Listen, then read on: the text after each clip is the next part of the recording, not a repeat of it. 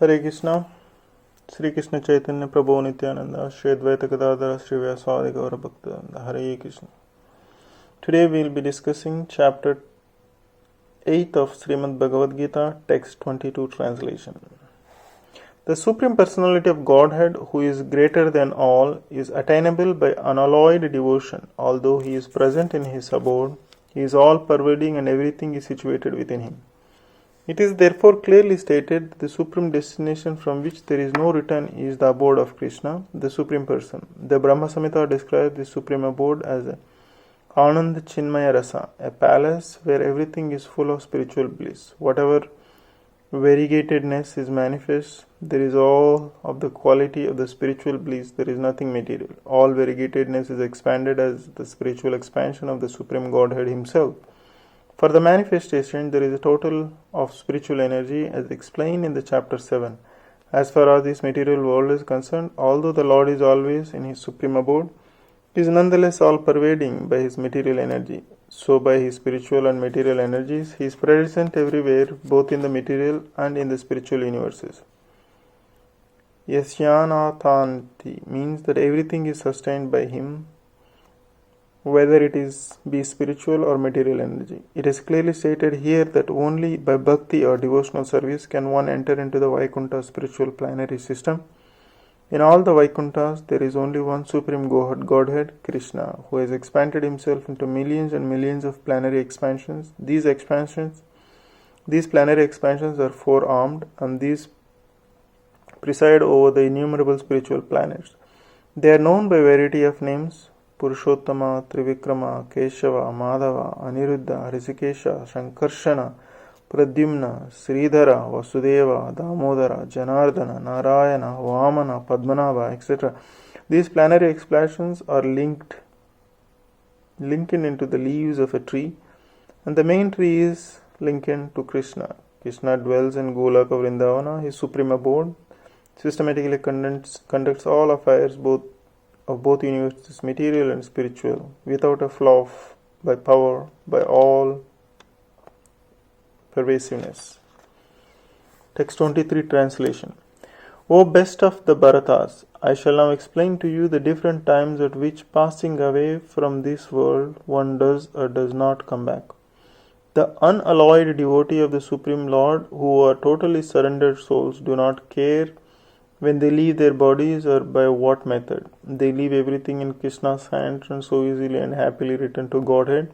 But those who are not unalloyed devotees and who depend instead on such methods of spiritual realization, Karma Yoga, Jnana Yoga, Hatha Yoga, etc., must leave the body at a suitable time and thereby be assured whether or not they will return to this world and a birth and death again. If the yogi is perfect, he can select the time and place for leaving this material world. But if he is not so perfect, then he is to leave at a nature's will. The most suitable time to leave the body and not to return is being explained by the Lord in these verses. According to Acharya Baladeva Vidyabhushana, the Sanskrit word kala used herein refers to the presiding deity of time. Text 24 translation. Those who know the Supreme Brahman pass away from the world during the influence of the fiery god, in the light at the auspicious moment, during the fortnight of the moon, and the 6 months when the sun travels in the north. When a firelight, day and moon are mentioned, it is to be understood that over all of them there are various presiding deities who make arrangements for the passage of the soul. At the time of death, the jiva sets forth on the path of the new life. If one leaves the body at the time of designated above, either accidentally or by arrangement, it is possible for him to attain the impersonal Brahma Jyoti. Mystics who are advanced in yoga practice can arrange the time and place to leave the body. Others have no control. If by accident they leave at an auspicious moment, then they will not return to the cycle of birth and death. But if not, then there is a very possibility that they will have to return. However, for the pure devotee in Krishna consciousness, there is no fear of returning, whether he leaves the body at the auspicious or inauspicious moment, by accident or arrangement. Text 25 translation. The mystic who passes away from this world during the smoke, the night, the moonlight fortnight, or in the 6 months when the sun passes into the south, or who reaches the moon planet again come back. In the third canto of Srimad Bhagavatam, we are informed that those who are expert in fruitive activities and sacrificial methods on earth attain the moon at the death. These elevated souls live on the moon for about 10,000 years by demigods' calculation and enjoy life by drinking somarasa. They eventually return to earth. This means that on the moon there are higher classes of living beings, though they may not be perceived by the gross senses. Text 26 translation. According to the Vedas, there are two ways of passing from this world, one in light and one in darkness. When one passes in light, he does not come back, but when one passes in the darkness, he returns. The same description of departure and return is quoted by Acharya Baladeva Vidyabhushana from the Chandra Yoga Upanishad. In such a way, those who are fruitive laborers and philosophers speculature from time immemorial are constantly going and coming.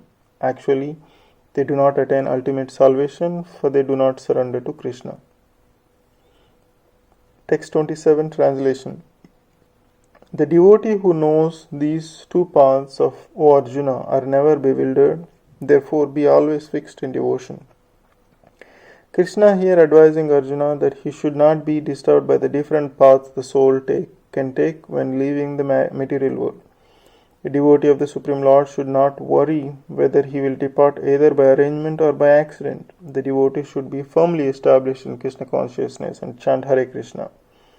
He should know that concern over either of these two paths is troublesome. The best way to be absorbed in Krishna consciousness is to be always detailed in his service, and this will take one's path to a spiritual kingdom safe, certain and direct. The word Yoga Yukta is especially significant in this verse. One who is firm in yoga is constantly engaged in Krishna consciousness. In all his activities, Sri Rupa Goswami advises that one should be unattached in the material world and that all affairs should be steeped in Krishna consciousness. In this way one attains perfection. Therefore the devotee is not disturbed by these descriptions because he knows that his passage to the Supreme Abode is guaranteed by devotional service. Text 28 translation. A person who accepts the path of devotional service is not bereft of the results derived from the studying the Vedas. Performing ascetics, sacrifices, giving charity or pursuing a philosophical and fruitive activities, at the end he reaches the Supreme Abode. This verse is a summation of the 7th and 8th chapters, particularly as the chapters deal with Krishna consciousness and devotional service. One has to study the Vedas under the guidance of the spiritual master and undergo many austerities and penances while living under his care. A brahmachari has to live in the home of a spiritual master just like a servant and must beg alms from door to door and bring them to the spiritual master. He takes food only under the master's order, and if the master neglects to call the student for food that day, the student fasts. These are some of the Vedic principles by observing brahmacharya.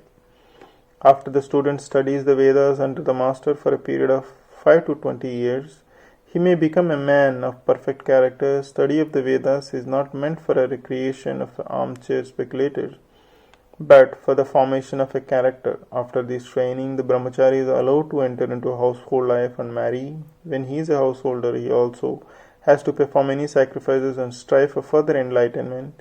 Then, after retiring from household life, upon accepting the order of Vanaprastha, he undergoes severe penances such as living in forests, dressing with tree bark, not shaving, etc. By carrying out these orders of brahmachari, householder, Vanaprastha, and finally sannyasa, one becomes elevated to the perfectional stage of life. Some are then elevated in heavenly kingdoms, and when they become even more advanced, they are liberated in the spiritual sky, either in the impersonal Brahmajyoti or in the Vaikuntha planets or of a Krishna Loka. This is a path outlined in the Vedic literatures.